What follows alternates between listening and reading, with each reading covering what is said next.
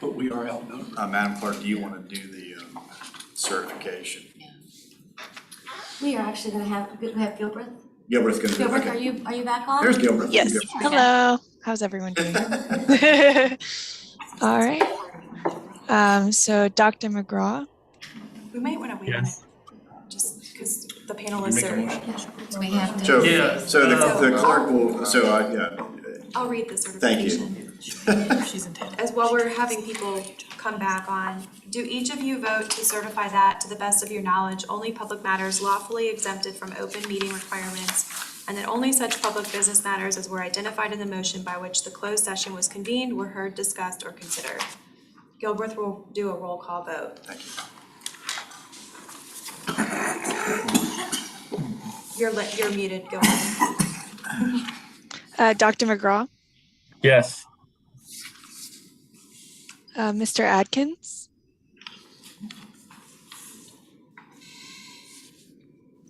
Mr. Adkins. He was having phone difficulty earlier. He's on, but he's muted. It says muted. I'll come back to. Okay. Chair Winslow. Yes. Mr. Holland. Yes. Mr. Carroll. Yes. Miss Carroll. Yes. Mr. Engel. Yes. Mr. Davy. Yes. Mr. Spoonhour. Yes. Mr. Davis. Yes. Mr. Peterson. Yes. Mr. Whitaker. Yes. Mr. Waddell. Yes. Miss O'Bannon. Yes. Miss Thornton. I think that's a yes. That was Mr. Atkins. Mr. Atkins, we saw that you unmuted, but we're still getting that feedback. Thank you. I don't see Miss Thornton on here yet, Gilbreth. Okay. Mr. Baca. Yes. Miss Page. Yes. Miss Pearson. Yes. Mr. Byerly. Yes. Mr. McClung. Yes. Mr. Hall. Yes. Dr. Newbill. Yes. And Mr. Giovia. Yes. Was there anybody that I missed or who joined later? Mr. Atkins has chatted.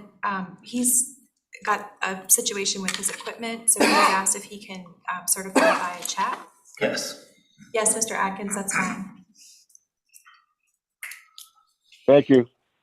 That time. Perfect. Got it all collected. You sound great. All right. Phone work. Thank you, everyone. We are out of a closed session. Is there a motion to approve the Executive Director Employment Agreement as presented? So moved, Mr. Chair. Thank you, Dr. Newbill. Second. Any further discussion? All in favor? Aye. I'm going to hand it over to Mr. Holland for the Audit Facilities Finance. Thank you, Mr. Chairman and Commission. The Audit Facilities and Finance Committee met on yesterday, Wednesday, July 13th, to review the work the project management team following receipt of construction bids on June 20th. 3 bids were submitted for the construction at 424 Hall Street, and the committee reviewed the bid tabulations results on June 21. During the meeting, members were able to see the impact of recent shifts in economic conditions. The apparent low bid for the project was $115,469 over the original budget that was set earlier in the year. The committee directed staff to confirm the apparent low bidder and work to improve the cost, review the cost in preparation for a final recommendation regarding project costs and budget. The committee took 2 actions on yesterday. Recommend project budget amendments to include of an additional $40,000 for the project, bringing the total our PlanRVA contributions from reserves for $257,054 to $297,054. And 2, recommended approval of the contract with Urban Corps for the project, subject to budget approval. I was privileged this morning to hear the executive committee review the project from the recommendation from Audit, Facilities and Finance, and to recommend approval to the commission today. Therefore, the actions requested, Mr. Chairman, is to approve the recommended budget amendments to include the additional $40,000 for the project and bring the project from reserves, and secondarily, to authorize contract with Urban Corps for the project. I want to give much thanks to Ms. Heater, the facilities committee, and certainly the management team for their hard work and diligence in reviewing costs, line items, and bringing us to this point at this time. We give thanks to you, Mr. Holland, and your committee, and would ask if there's any questions from Mr. Holland at this time, or the committee members. And the numbers are before you on the screen.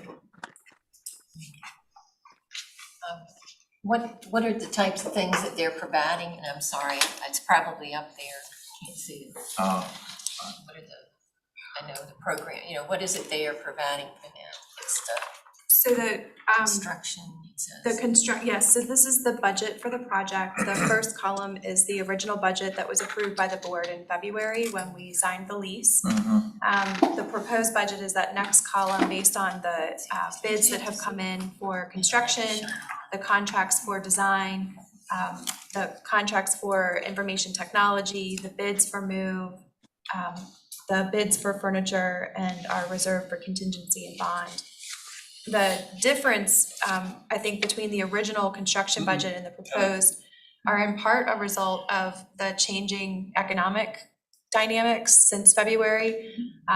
The scope didn't change too much, but there were a couple of things that were included in that original construction bid. For example, we did achieve a savings from the construction bid to what you see there in the proposed construction figure by swapping out materials, the grade of the doors and handles. We just changed the countertop material from a solid surface to a laminate material. We also were able to achieve a savings by transitioning from a dedicated air conditioning unit for our data room to a louvered door and a thermostat controlled fan.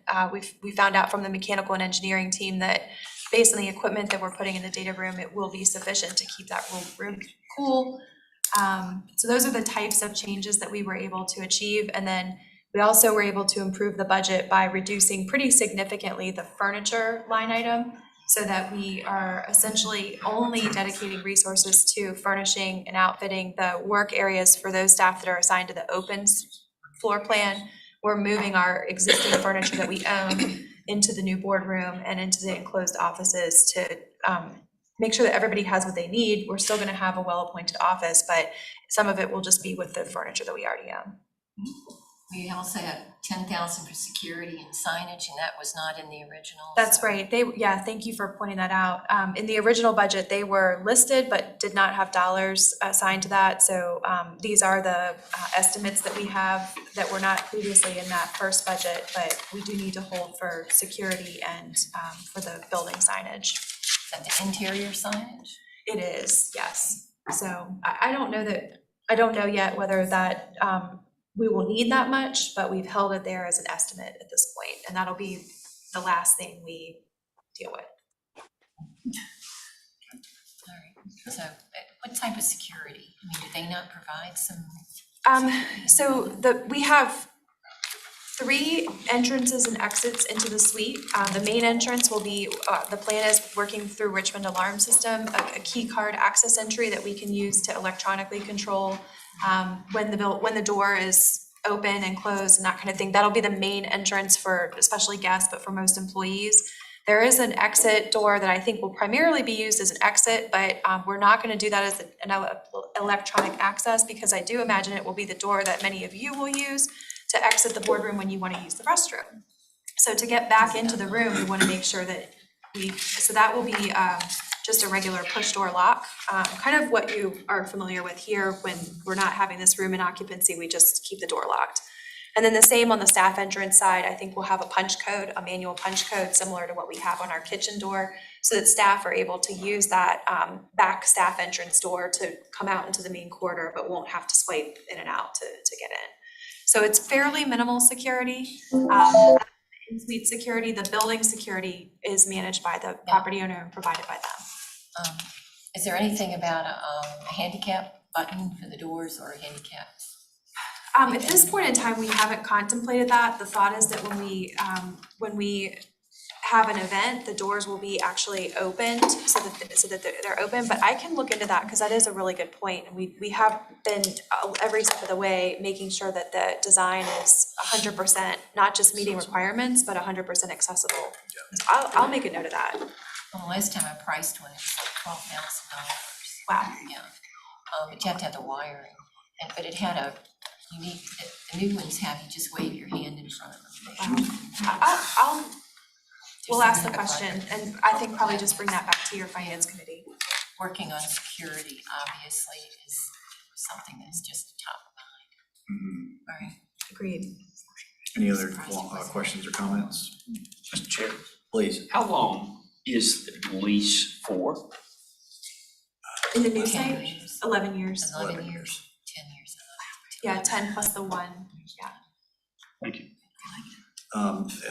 At this time, I'll entertain a motion to authorize the contract with Urban Core and a motion and to approve the recommended budget amendment to include additional $40,000 for the project, bringing the total PlanRVA contribution from $257,054 to $297,054. So moved, Mr. Chair. Thank you, Dr. Newbill. Second. The motion is second. Any further discussion? All in favor? Aye. Any opposed? All right. Public outreach, Mr. Davey, I'm sorry.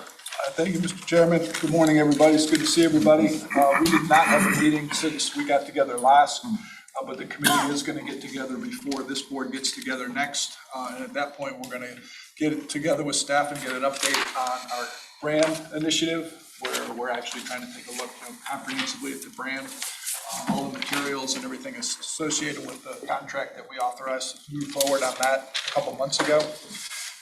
In the aspect of outreach and engagement, many of you attended or saw the op-ed or were there when our chair actually represented PlanRVA well at the joint meeting of the TPO and the CBTA. It was a great event. It was covered well. On the portions I was at, I was proud to be there and sort of listen to everything this organization is doing. So that's a good example of where our constant drumbeat is really sort of moving forward with a lot of the stuff that staff is doing. And then there's also along the lines of communication, both inreach and outreach, is the newsletter that's going to be quarterly that Mr. Winslow reported at that event. So again, there's a lot of things that are going on that our professional staff is doing on a regular basis. The committee's job is to try to go ahead and advise and give a little bit of direction and amplification to a lot of what they're doing. And so I'm excited to have our next committee meeting between now and when we get together in September, and then sort of start rolling out some more specific concrete things related to our brand that we've been working on. So try to be brief with that, Mr. Chairman, but any questions I'm happy to answer. If you have any questions, Mr. Davey? You got this. It was a good op-ed. I want to thank Mr. Thornton, Mr. Williams, and all the staff for helping us put this piece together. You know, we do so much, and so it's good to get a little highlight of what everybody in this room has been working on the last year, and especially our PlanRVA staff who work day in and day out to make sure that things are moving forward, things that we all care about, not only in our localities, but also in the region. So this is really a thank you that I see to staff for all of your work. I didn't see you put in there how much the gas tax is for that. Okay. Did you left that out? The CBTA's gas tax? That's the first question I got. Was it really? How much is it? I got phone calls. 7.6%. I did not What get is it, any phone calls. 7.5 cents or 7.6. 7.6, I just said it's a little over 7 cents. The diesel's a little higher. Okay, well, I knew it was something like that.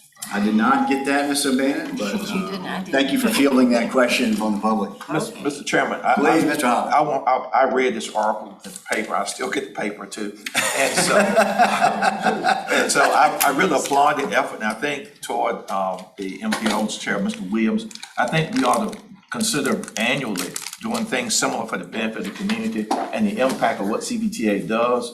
a lot of citizens may not know relative to GRTC, which people are all concerned about in the region as it continues to grow. But I think this is a commendable step, and we should consider this ongoingly as a regional or annual communications to the benefit of the community.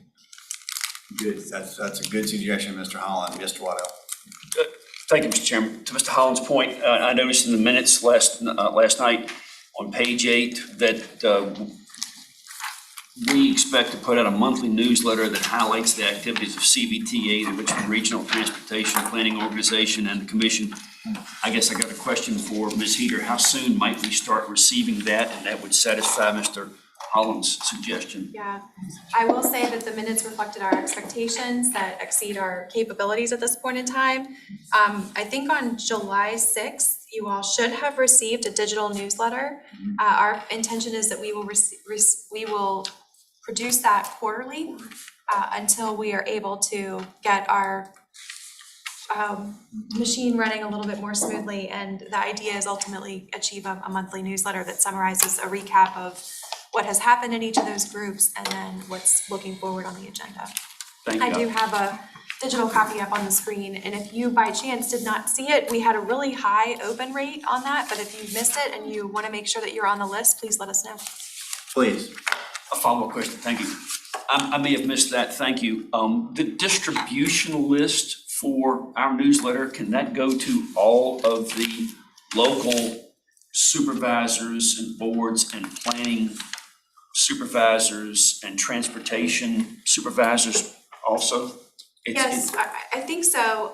We started with this distribution with the membership of the PlanRVA Regional Commission Board and Committees, the CVTA Board and Committees, and the TPO Board and Committees.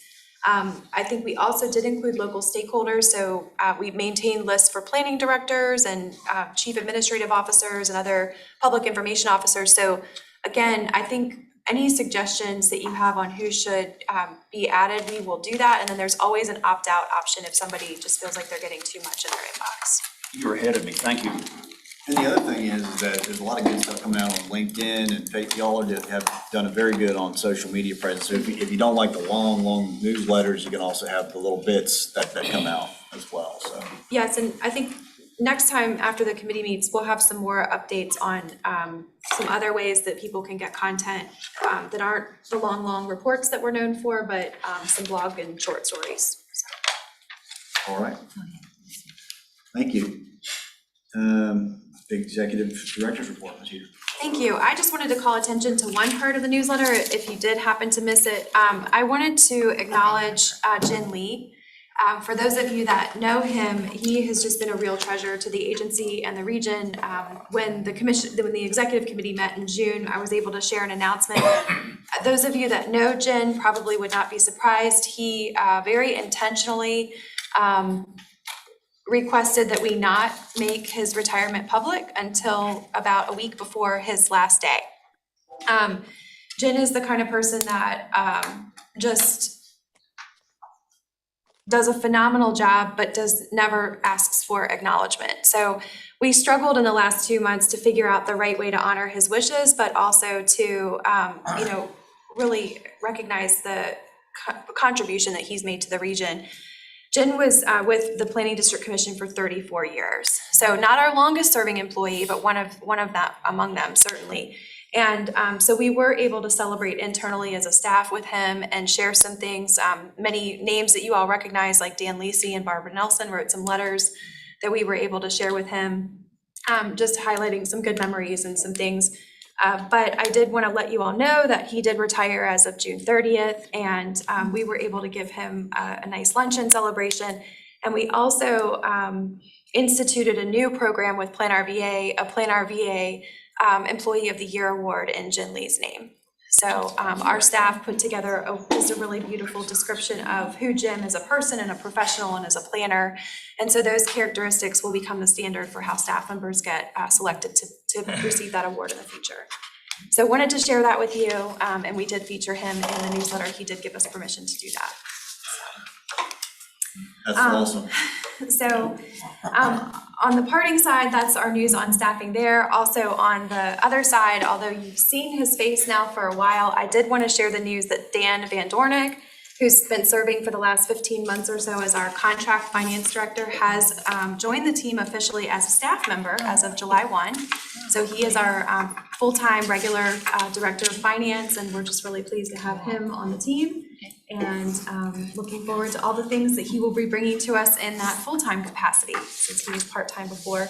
And then just a brief announcement, you'll meet her later this year, but particularly those who represent smaller jurisdictions.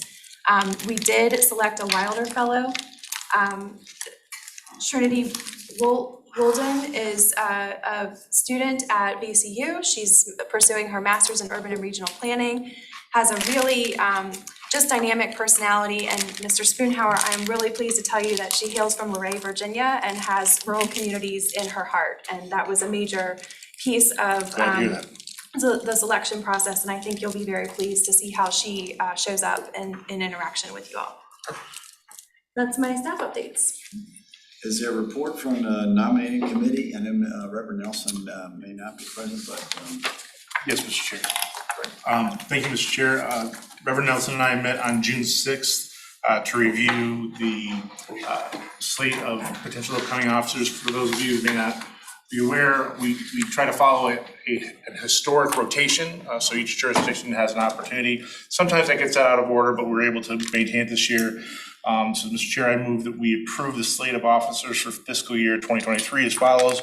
Chair Sean Davis, Vice Chair Mike Byerly, and Treasurer Patricia Page, and Secretary Daniel McGraw. I'll make that motion. You can make the motion. It's coming up committee. Second. Just need a second. Any discussion? All in favor? Aye. Aye. Any opposed?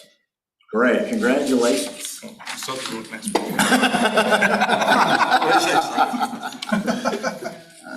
So we have, our officers are a mix of in-person and virtual. I don't know exactly, Mr. Davis, how you, I don't know how to do that. We've done it all virtual and all in person. Just ask everybody to stand and raise their hand. I think that's what we did. Would you like to do it, or would you like me to? Why don't you do it, Mark? So those of you who have been elected, congratulations, and we will do the oath now.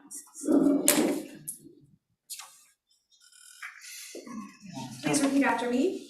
I do solemnly swear I do solemnly swear that I will faithfully and impartially that I will faithfully and impartially discharge all the duties incumbent upon me discharge all the duties incumbent upon me as specified in the Charter and bylaws as specified in the Charter and bylaws of the Richmond Regional Planning District Commission. of the Richmond Regional Planning District. Congratulations, Mr. Chair, Chairman Davis. Congratulations, Mr. Vice Chair, Mr. Byerly. Online, we have our Mr. McGraw. treasurer, Mrs. Page, and online we have our secretary, Dr. McGraw. So thank you. Wonderful. And thank you all. Number 5, I think we have smart scale endorsements. Yeah, we're not going there yet. Okay. This is my first act. I have a few comments, but I want Chair Winslow to share some comments as well. And that's basically, this is a two-part thing. First of all, I told Martha, we are getting you a plaque. I think for the work that you've done, we need to have a plaque with a gavel on it. You've done a tremendous job, Chris. I mean, it's the things that you've had to work with and handle. I thought Spoonhauer had it tough, and then it rolled right into you. So hopefully this is going to be a glide path for me. Spoonhauer got through the storm, and you got us coming into the airport. So you bought the building, and now I have to move us in. But your work with the committees, one of the things I can say about Chris is that he understands, and he also holds a lot of deference towards the elected members in their jurisdiction and the commissioners that sit on this committee, right, on this commission here. And he's not a person who's afraid to make a decision. And sometimes when you have large bodies like this, you gather the information that you have to gather, and then you have to pull the trigger. You got to make a decision. And you were able to do that. You were able to build consensus. Sometimes you may have been just over the majority, and sometimes you had 100%, but you pulled the trigger and you made it work. And so for that, I'm not quite sure what this is, Mr. Winslow. It's some type of carafe that you can pour on both sides. I don't see anything in it. Well, and that was the other thing. I got to thinking, I can contribute that out of my personal fund. You definitely deserve to fill this up with some type of spirit. I mean, it was just a tremendous job that you did. And then lastly, I think Chris's openness and accessibility for some of the things that we had to work on this year were just crucial for us being able to move so quickly through some pretty laborious subjects. And you got consensus on them and move forward. But that communication was key, and I know I can speak for the rest of this commission. Everybody saw that and appreciated it, and so we're grateful. So your gavel's coming. Until that time, I'm going to give you a double sipping carafe. I'm not quite sure what it is, but it is kind of cool. But would you share a few parting comments with us? Thank you. Well, it's been my honor to serve this body. I really appreciate staff first and foremost. You all have pulled the load this year, and there's been a lot of good things that we've done, and I feel like we have really redefined publicly in a lot of ways what we do, and we're starting to get known for that more. And so thanks to each of you. I appreciate you. I appreciate your work and your local jurisdictions, and I appreciate your support on this board because at the end of the day, we all live on this planet a very short period of time, and we made a difference this year, and I can say that with absolute certainty. So thank you all.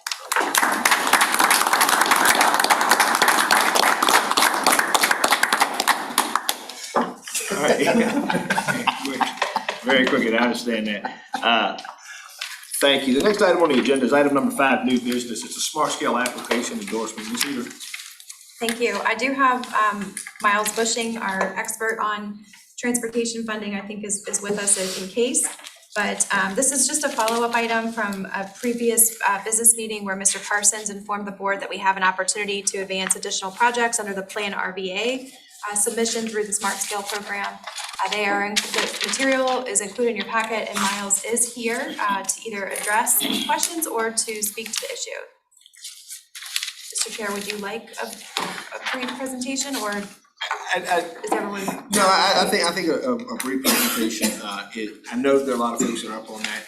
That would be my preference, unless it's not the pleasure of this commission. Let's go ahead and knock one out. Thank you, Ms. Eder.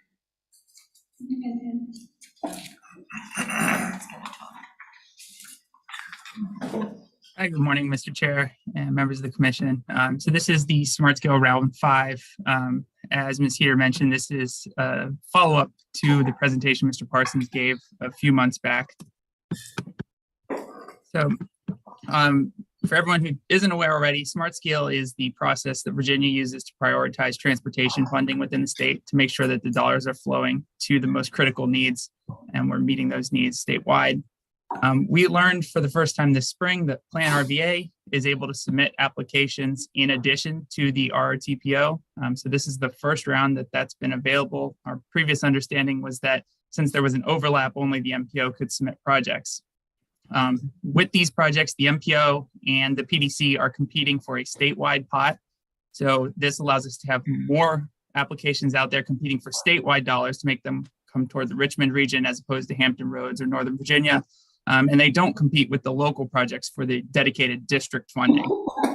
So at the March meeting, the commission approved 5 projects for pre-applications. So these were projects that the MPO's TAC had reviewed already and had recommended to move forward, but they weren't within the MPO's project list.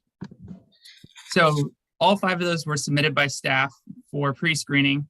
They went through the process. OIP and VDOT have reviewed them, and all 5 have been screened in and are eligible to move on as full applications. PlanRVA can only submit 4 full applications, so we have to reduce our list by 1.